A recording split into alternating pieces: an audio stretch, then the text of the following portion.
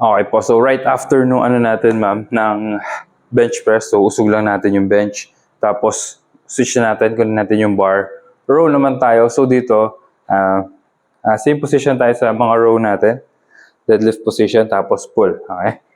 So, down, exhale. So, this time, open natin yung elbow. Okay? Bale, yan, parang paganto siya. Pag pull natin, instead na nasa likod lang, lean forward natin yung elbow natin. Pull, inhale down, exhale. Okay? Pakita natin. So, same weight po ng chest natin, chest press. Or you could go heavier kung kaya. Pero more or less same tayo. Bar width pala.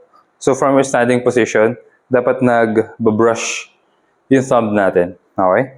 Sa thighs. So, from here, yan. Adjust. Pause, pick up. Then, shoulders away from ears. Lift chest. Slide yung bar. Now, starting position natin. Bar, knee level. Tapos, exhale up. Inhale down. Lift. So, check. Elbows slightly push forward. And down. Pull as high as you can. So, exhale up. Inhale down. Kung kayang may pause sa taas, much better.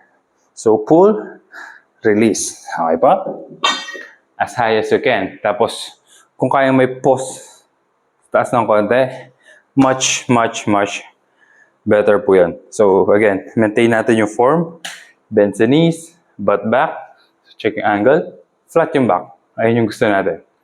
Okay po. So, dito, huwag na tayong magtabi ng lakas. Push. So, workout natin.